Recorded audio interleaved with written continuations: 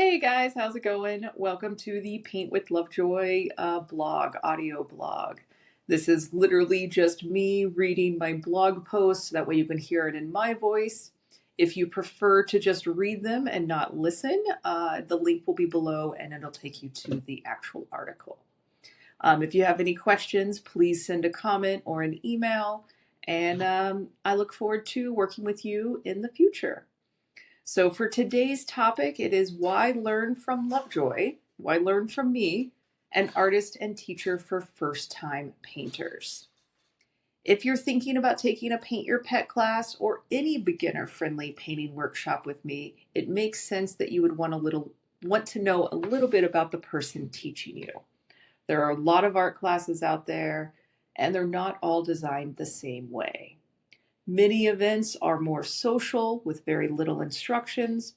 Other classes move way too quickly or assume that everybody already has a basic understanding of painting.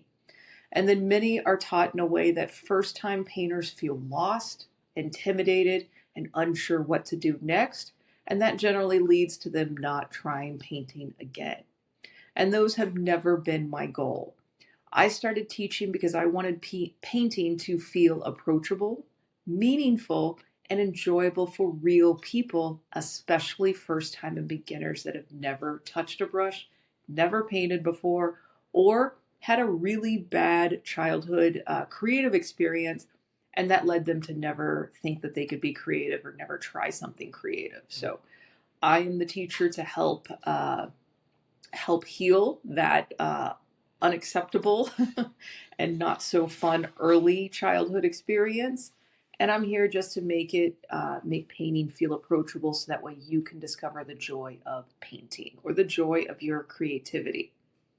I do want everyone to feel welcome when you arrive to my studio or my workshop, and I want you to feel supported while you're painting. And I also genuinely want you to be proud of what you created when you leave. And yes, I am a huge Bob Ross fan. I've always appreciated the way he helped people believe they could paint. The idea that creativity should feel encouraging rather than intimidating is a big part of how I teach as well. I also love the sound of his voice as he was teaching. It was very relaxing. So, with more than 15 years of teaching beginners, I have been teaching painting to first-time and beginners for pretty much my career, and I love it. During that time, I have worked with all kinds of students. Some arrive excited and ready to begin. Some are visibly nervous. Many of you tell me how much you're not creative, you haven't painted since elementary school, you had this bad experience. And pretty much everybody walks in saying some version of, I'm not artistic, I'm probably going to be terrible at this. This isn't going to be good. I can't even draw a stick figure. I've actually heard it all after all these years. But after teaching for this long, I've learned something important. Most people are far more capable than they think they are. Most everybody is way more creative than they give themselves credit for. They simply just needed the right environment, clear guidance, and enough encouragement to keep going when the painting is still in that awkward middle stage. Because every painting has an awkward middle stage. And experience has taught me that beginners commonly get stuck. It tends to overwhelm them at that point. And sometimes a little bit of an explanation and logical steps help them push through that awkward stage. And then they're quite proud of what they paint. So I know when to help you slow down, when to demonstrate something for you, and when a student simply needs reassurance that they're doing things better than they actually realize. I teach beginners, not just people who already feel artistic. I teach those that have never, ever painted. My classes are intentionally designed for first-time and beginners. I do not teach as though everybody already understands color mixing, brush control, shading, or how to build a painting in layers. I explain the entire process. I pay attention to your pacing. I try to be clear, and I try to read the energy of the room because I do want people to feel comfortable to ask questions. So in my class, you do not need to arrive with confidence. You do not need to know how to draw. You do not need to be good at art. You just need to be willing to show up, follow my simple process, and just try. That is more than enough. Confidence usually does not come from where when we blah. Confidence usually does not come before we begin something new. It grows because we begin, stay with it, and discover that we are more capable than we expected. Painting something you already love. Paint your pet is especially meaningful because you're not painting a random subject. You are painting an animal, a pet you love, a family member. You already know the face, the expression, and that personality. You know the way your dog or your cat looks at you when they are waiting for a treat, or a particular expression they make when they're judging everyone in the room. That emotional connection changes the experience. You're not simply practicing brushstrokes or filling in shapes. You're creating something personal, something connected to a relationship, a memory, a part of your life that matters to you. And that gives the creative process more heart. It also gives you a reason to stay engaged when the painting becomes challenging. You care about the subject, so you're willing to keep working, adjusting, and trusting the process. This is one of the reasons I love teaching the Paint Your Pet workshops. They bring together creativity, learning, emotion, and connection. You're not only making a painting, you are creating a portrait of someone you love. Clear, step-by-step guidance. A good teacher does more than stand in front of the room and demonstrate. A good teacher helps you understand what to do next. When beginners feel overwhelmed, it is often because they are trying to think about the entire painting process at once. They're looking at the eyes, the fur, the background, the proportions, the final result, and suddenly feel like it's all too much. And it is, if you think of it like that. So what I do is I break the painting process into manageable steps. We work in layers, we simplify complicated shapes, we focus on one decision at a time, and gradually build the painting from the background and larger areas into the smaller details that bring your pet's personality to life. You do not have to hold the entire process in your head. You only have to focus on the step we are currently working on at that moment. This helps the students stay grounded and enjoy the experience instead of worrying about whether they are doing everything perfectly. And by the time we get to the end of the painting, you are quite impressed with yourself. I help without taking over. This part of teaching matters to me a great deal. I want you to feel supportive, but I do not want you to leave feeling as though someone else painted your picture for you. I do not take over your canvas. I actually work really hard to not touch your canvas. When you need help, I use my words. I point out what I'm seeing. I demonstrate techniques on the tablecloth, so that way you can watch the movement and then try it yourself. My role is to guide you, to teach you, to encourage you, and to help you understand so that you might adjust your current process. But the painting should still feel like yours. That is why my students often feel even more proud of themselves at the end, because they got through it. They created it. Yes, they had guidance. Yes, they may have needed reassurance or help solving problems along the way, but they made the choices. They held the brushstroke. They mixed their colors, and they brought the painting to life. That sense of ownership is what builds confidence. And sometimes it changes the way the person thinks about themselves. They came in believing they couldn't paint, and literally a few hours later, they're holding proof that they could. And I'm honored I get to help facilitate that process for you guys. This is a relaxed and welcoming atmosphere, a welcoming environment. Not everybody wants the class to feel loud, rushed, crowded, or performative. Many people who come to my workshop are looking for something more personal and grounded. They want to enjoy being creative without feeling judged.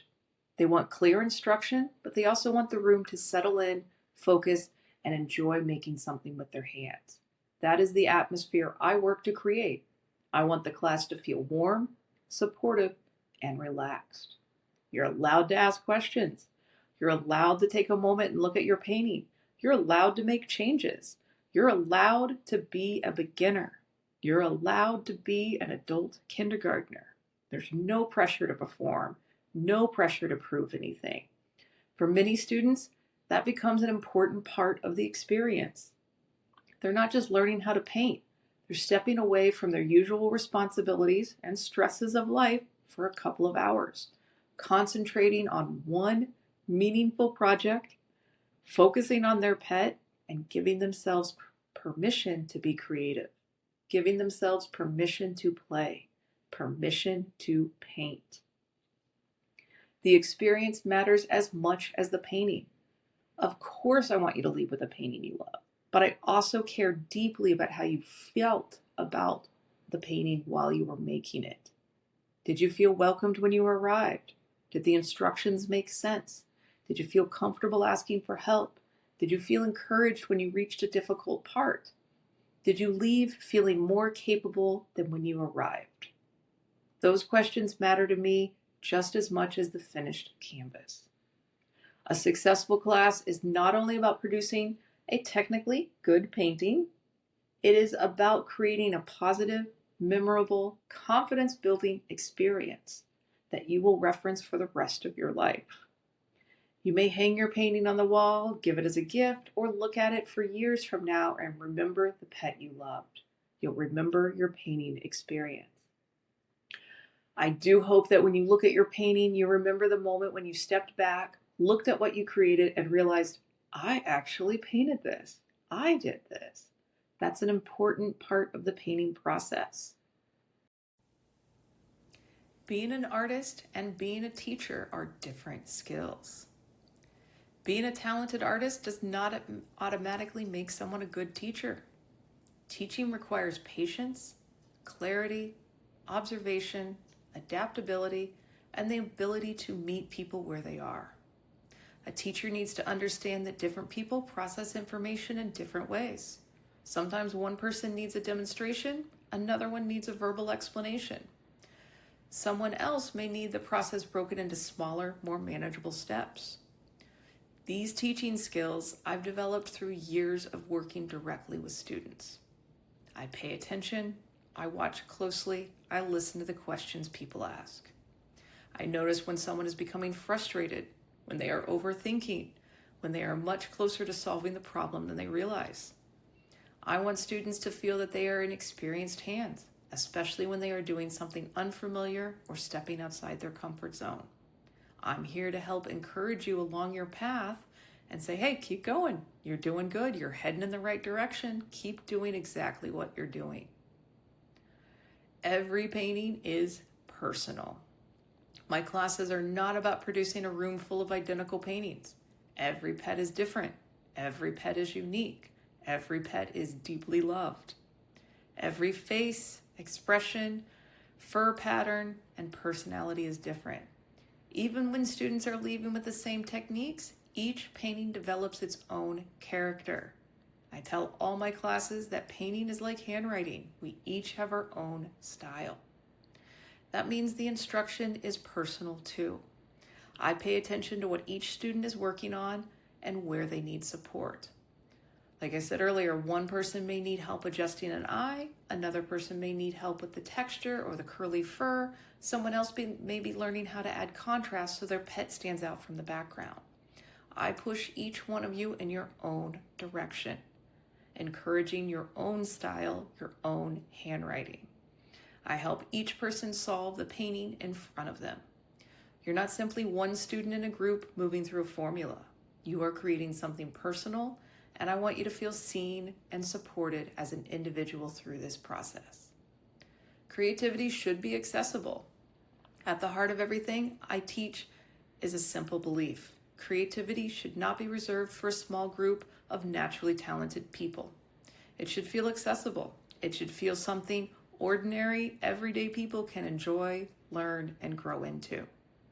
Creativity can add joy, meaning, connection, confidence, and playfulness to our lives. But far too many adults have been taught that art only counts when it's perfect, or that they should not participate unless they're already good at it. I don't believe that way. I'm not interested in making people feel intimidated by painting. I'm interested in making my students feel capable, making them feel seen, and making them feel creative. Why students choose me, why they choose Lovejoy. Students choose to learn from me because they want experience. They want beginner-friendly instructions in an atmosphere that feels personal, relaxed, and supportive. They want clear guidance without having someone take over their painting. They want a teacher who understands that trying something creative can feel vulnerable, especially when the subject is something they love. And they want to know that they will be supported throughout the full process, from the first brushstroke to the final details. And more than anything, I think people choose my workshop because they want the experience that feels meaningful. They want to make something personal. They want to try something new. And they want to leave feeling proud of themselves. So if you've ever been curious about taking a class with me, I would love to welcome you to a workshop. My Paint Your Pet and Pick Your Painting workshops are designed for first-time painters and beginners to feel comfortable, supported, and proud of what they create. So thank you for sharing your time with me. Please check the links below to sign up for one of my classes or check out my online classes. And again, any questions you have, please just send me an email or leave a comment. Thanks for hanging out with me for a little bit. I hope this encourages you to get creative. And until next time, cheers.